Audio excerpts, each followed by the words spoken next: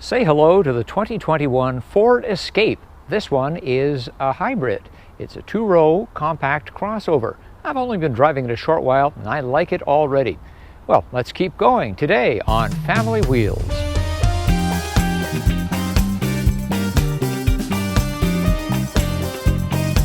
So what do I like about the Escape? Well, I like the all-wheel drive. It really provides a nice sure-footed feeling here on dry pavement on a sunny day. Another thing I like about the Escape is the suspension. It's well tuned. The damping is good. You don't get rattled to death in the thing. However, you also get a decent sporty feeling considering it's really just a crossover, a small SUV. I don't mean it's a sports car. It just has a nice confidence to it. Yes, there's understeer. They all have it. But it's not overpowering. You don't feel like you're plowing nose first off the edge of the road when you go around a corner at speed. There's just a confidence and good tracking. Again, thanks to the all-wheel drive and a well-tuned suspension too. You get that confidence that it's just settled and it's planted on the road, even just going in a straight line. I'll also admit to being a fan of the simplicity of the transmission. We've simply got PRND and L. It's kind of like the old days, very straightforward. There are no paddles on this vehicle, which is great. Paddle shifters have been added to some perfectly ridiculous vehicles in recent years, and Ford's not trying to pretend that it's a Lamborghini here. Another feature I like is that it remembers your brake hold setting so that it keeps the brakes on at a stoplight, and guess what? It's there the next time you start the vehicle. A lot of cars don't have that. You have to reset the brake hold every time, not Ford.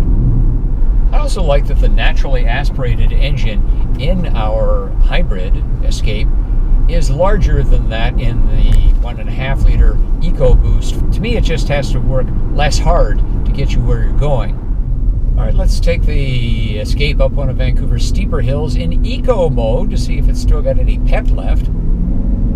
You got to push the pedal a fair ways down for some power to engage, but nonetheless, we're up to speed quite quickly. I really like sunroofs. Some people don't. Well, of course, you can save some money there. But I recommend not getting the sunroof on this one, even though it is beautiful.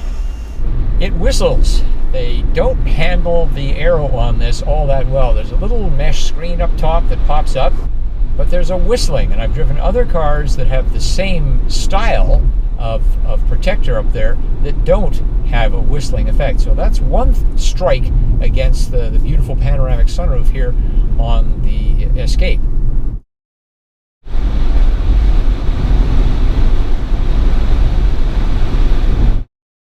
I've had to put the seat quite a ways back to begin to get some of the effect of the sunroof. If you sit a little closer, you're actually going to be at the leading edge of the sunroof. Well, where's the fun in that? Another irritation, and I'll admit it's a small one, is the positioning of the start-stop button.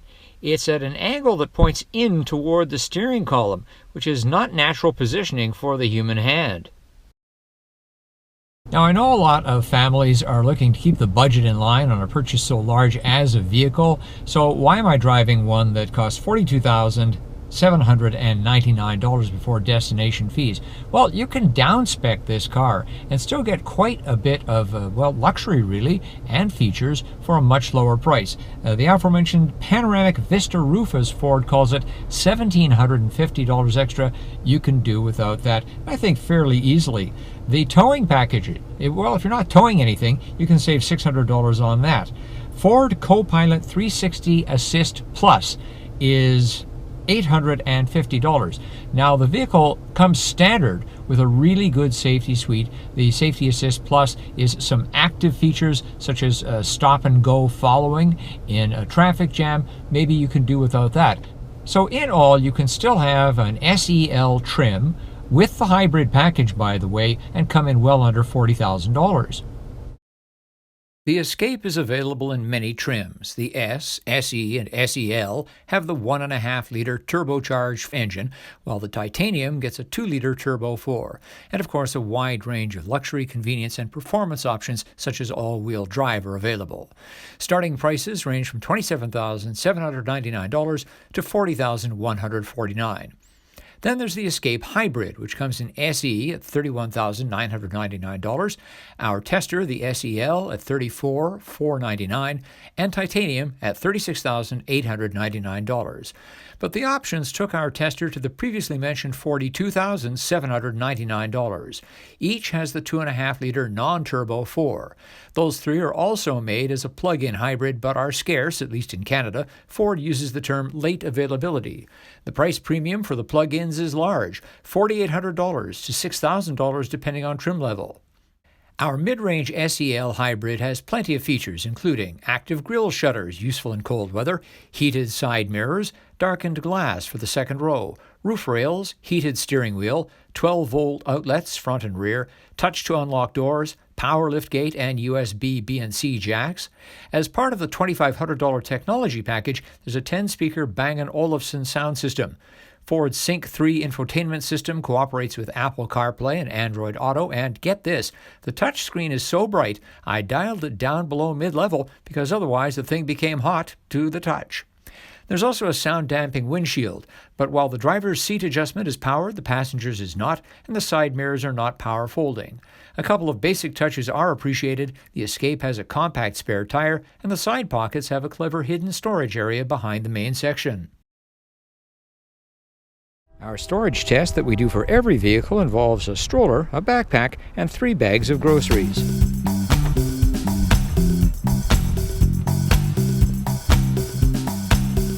And the Escape holds it all with room to spare. A rear-facing child seat takes up the most room. Let's see how the Escape handles ours. And good news, even with our space-gobbling child seat in the rear, there's plenty of room for an adult up front. Unlike some SUVs, including the Escape's big brother, the Explorer, there are no remote releases for the second row. You have to go to the second row through the back door to get to them. And we can see that the Escape's second row does not fold fully flat. If you're concerned about fuel economy, let alone the environment, your calculator is going to get a workout as you try to choose the right flavor of Ford Escape. There are so many numbers, the comparison starts to look like the chalkboard of a conspiracy theorist. In terms of lower fuel spending making up for the price premium, obviously it depends on local gas prices and how far you drive in a year. Our hybrid uses 4.9 liters less per 100 kilometers in city driving. At Vancouver's rage-inducing $1.55 per liter, that's $7.60.